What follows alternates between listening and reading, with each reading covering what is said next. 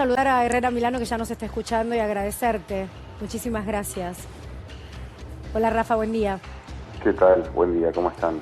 Bueno, un poquito para entrar en este tema tan fuerte, creo que es importante tener tu palabra, ¿no? Usaste algo que lo quiero leer textual. Julieta presenta un daño difícil de revertir.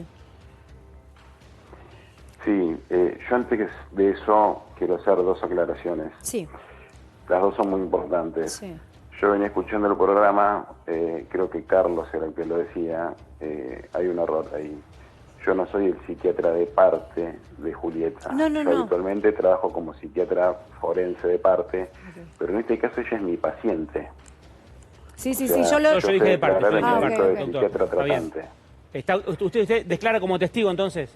Exactamente. Ok. Ah, Y por otro lado, concatenado a eso, es que hay muchas cosas que yo no puedo, por más que hayan trascendido y demás, por un tema de secreto profesional, si bien en el juicio a uno lo relevan del secreto profesional, yo no puedo ventilar intimidades del tratamiento. Pero bueno, trato de ayudarlo en lo que más pueda para que puedan entender lo que necesiten. yo te queremos todos preguntar, quiero abrir a mis compañeros, pero si no podemos hablar de esto puntual, porque obviamente estás en la causa, el perfil de un abusador, de un psicópata, de una persona que somete a su víctima, que la abusa sexualmente con acceso carnal contra su voluntad, bueno, la abusa contra su voluntad, es normal que se presente como si nada hubiera pasado, como regalado, es la palabra que usaron mis compañeros en un juicio. ¿Él se cree su propia realidad o es una estrategia? A mí me ha tocado participar en varios casos, ahí sí como perito forense, y sí, es de uso habitual. O sea, cuando son conductas de tipo psicopáticas, ellos están convencidos de su accionar, llevan la situación al límite, siempre creen poder manipularla y forzarla. ¿Y el en acto base a su fallido? Pero con beneficio. conciencia, perdón, pero con conciencia, ¿esto es una estrategia de cómo me voy a manejar o no registran a la víctima como víctima? Ellos internamente están convencidos de lo que hacen, son conscientes de lo que hacen, pero lo peor de todo es que usan algo que se llama defensa aloplástica. ¿Qué es eso? En vez, trasladan su posición de victimario a víctima.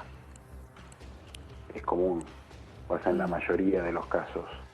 Entonces, cuando uno está inmerso en un caso en el cual hay una persona con rasgos psicopáticos del otro lado, siempre va a tratar de invertir la situación. Herrera, Supongamos le un- pregunto por sí. algo que ocurrió fácticamente ayer y que relataba Carlos Salerno y también Alex Caniza, cuando dijo no abusé de ella contra su voluntad. Este fallido, ¿cómo lo interpreta usted? Yo no estuve presente porque estaba esperando entrar para declarar, vi que trascendió y adhiero al concepto que vos remitís, o sea, no reviste análisis de mayor profundidad. Ahí lo que habla es la psiquis pura, ahí no hay filtro inhibitorio. Pero para los que no sabemos nada de psicología, ¿qué es un acto fallido cuando uno refuta lo mismo que dice? ¿Qué quiere decir ese acto fallido? ¿En qué debo creer? ¿En la primera parte de la frase o en la última? No, esto no es una foto, esto es una película entera. Entonces acá lo que hay que ver es cuando pasa una situación similar en cualquier otro juicio o denuncia, lo que pasa es que generalmente se mantiene un discurso controlado y lineal y hay un momento en el cual la idea florece, no pasa por la corteza prefrontal, que es la que modula lo que uno piensa, y directamente se Se exterioriza. expresa, claro. Entonces ahí se desnuda lo que realmente la persona cree o piensa. No pasa siempre. Es poco frecuente y menos con algo tan elocuente. Claro. Doctor, yo quiero volver un poquito sobre una pregunta que le hacía Pame, y así en rasgos generales, no puntualmente en Julieta. Hay algo re impactante cuando lo escuchamos decir que lo que usted considera es un daño irreversible. Y no haciendo foco en Julieta, sino en otras mujeres, y su mirada y su expertise.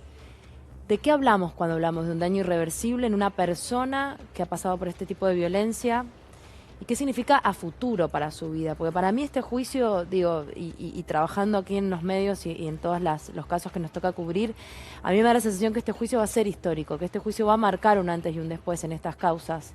¿Qué quiere decir cuando una mujer pasa por esto y tiene un daño irreversible? Cualquier paciente que reciba un tratamiento psiquiátrico y el psiquiatra tratante considere que es un daño irreversible, quiere decir que va a pasar por episodios de que esté compensado o descompensado. Es difícil vislumbrar una cura definitiva. Generalmente, más allá de acompañarse con psicoterapia, el pronóstico es un tiempo largo de tratamiento psicofarmacológico en cualquier paciente que haya atravesado un trauma de una magnitud importante, que altere de manera significativa su vida en el día a día y en todas las tareas que tenga que realizar, ya sean sociales, familiares, Por siempre laborales. asistida, medicada. Claro. ¿No? Es como... No sé si por siempre, Sí. pero se habla de un largo plazo, lo que no quiere decir que la herida que quedó no sea irreversible. Porque, Por ahí Doc, en ¿sabés el por qué? lejano plazo Sí. puede llegar a levemente mejorar, pero es algo grave. Hay una sensación cuando, acá sí puntualmente la escuchamos a Julieta, que ayer cuando hablaba con nosotros y se baja de la camioneta y empieza a hablar, ella dice, yo ya estoy rota, pero busco justicia. Es tan injusto escuchar que ella considere que está rota, es tan doloroso entenderlo por ella y por otras mujeres que nos rodean o quienes tenemos quizás a alguien así. Esta cierta condena, ¿no? que de pronto te propicia a alguien de afuera, tu persona de confianza, quien era tu marido, el padre de tus hijos, esta sensación, ¿no? de que ella sabe lo que le pasa y que es difícil salir de ahí. Lo que pasa es que cuando una persona cualquiera estuvo mucho tiempo en un tratamiento psicoterapéutico, psicofarmacológico, cuando inician generalmente no tienen conciencia total de enfermedad, tienen por ahí conciencia parcial de lo que les está pasando. A medida que el tiempo discurre, el paciente cada vez se hace más consciente y toma como propia esa enfermedad, y por ahí se desprenden discursos como los de ese tipo, porque él o ella saben por lo que están pasando y lo entendieron, pero después de muchísimo tiempo de estar dando vueltas para resolver los obstáculos que día a día le complicaban la vida, al menos resolverlos parcialmente y dejarlos lo más llano posible para que pueda tener una vida Poder vivir. lo más Ahora, suave Sí, posible amorosa. dentro del terror. Sí. Pero quería consultarle esto porque fue parte también del debate que me acuerdo se dio en ese momento y que hoy también se pone en discusión. ¿Cuál es el desafío para explicar también todo el daño que se genera a una mujer cuando la violencia se da en un vínculo matrimonial? Es decir, que no estaban separados, pero que todo ese proceso lo vivía estando casada, y que para algunos sectores de la sociedad estar casado, estar dentro de ese vínculo, se permitía en la intimidad, no se hablaba de violación dentro de un matrimonio, no se hablaba de un abuso. ¿Cuánto de esto realmente es clave también para mostrar en este juicio? Lo que pasa es que acá hay que emancipar los dogmas sociales Claro. de la realidad, porque una persona que esté casada o que esté en pareja, lo que divide más allá de la creencia religiosa es un papel. O sea, los actos propios que pasan dentro de ese vínculo no quedan eclipsados porque la persona está casada o está en pareja.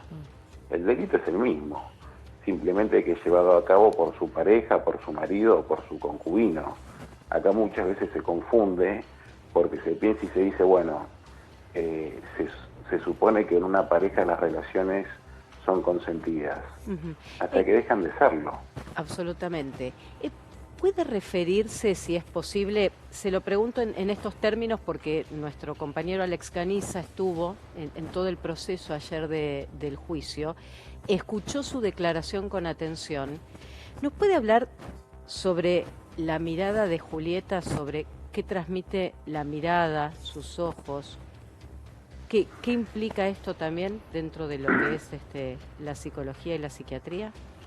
Sí, lógicamente no puedo entrar en el detalle que vos te referís perfectamente a lo que me señalás. Yo traté, porque también aquí hay una complejidad extra. Cuando se habla de salud mental, al ser algo intangible, es difícil hasta para los propios magistrados entender. Claro. Entonces, muchas veces, al menos yo, trato de bajarlo a conceptos simples, reales y más tangibles, más terrenales. Entonces, en lo que vos referís, está descrito, yo no lo dije, pero si lo buscan está, muchas veces se llama las miradas de las 1000 millas. No está descrito en los manuales de psiquiatría, pero es cuando la gente atravesó determinados traumas graves, la mirada no es la misma. Se observa como una mirada apagada. Se ve que algo está roto. Vos me preguntás, ¿eso dónde está? Y eso está en años de atender pacientes con traumatismos severos. Dolor en el alma. La mirada de Julieta, con su experiencia, la mirada de Julieta, ¿qué transmite? No te lo puedo responder, porque está en ¿Puedo agregarte, Doc? proceso. Puedo agregar, lo busco esto de la mirada de las 1000 millas, dice una expresión facial inerte, perpleja y desenfocada, a menudo asociada con soldados o personas que han experimentado traumas o situaciones estresantes extremas. Me pongo de un lado antipático. ¿Qué quieren probar o por lo menos qué están interviniendo en la jornada de ayer la defensa de Contardi? Es preguntar si había una enfermedad de base, un trastorno preexistente a la convivencia de Contardi con Prandi que haya determinado ese daño y no la convivencia en sí. ¿Usted puede determinar si hubo una progresía desde su parte, desde su lado, o se puede determinar técnicamente si era previo o si era a partir de la convivencia con Contardi? Eso fue respondido categóricamente en el juicio. Fue una pregunta que existió y que se evacuó en 5 segundos. Cualquier profesional que tenga un paciente de mucho tiempo de tratamiento puede responder esa pregunta sin ningún tipo de duda. Doctor, la última, cortita. Ayer habló de que cada vez que atendía a Prandi ella hacía arcadas. ¿A qué remontaba ese proceso que ella tenía y por qué era? Eso me lo voy a reservar porque es algo muy duro, muy íntimo y creo que no es para dar en un medio de comunicación. Bien. No, tiene que ver con el proceso tan duro que le tocó vivir, por eso quería preguntárselo. Pero se entiende que no lo conteste Rafa Herrera Milano porque está siendo parte de este juicio. Yo le quiero agradecer. Muchas gracias, Rafael. Pero de nada, un gusto. bien. Quiero que repasemos qué es lo que vamos a vivir hoy. Comienza el segundo del juicio, pero no quiero dejar de preguntarle a Alex, que él sí estuvo presente y él sí nos puede contar. ¿Cuál fue esa pregunta que se hizo ayer a la que se refirió Herrera Milano? La pregunta fue tal cual la describieron recién en el piso.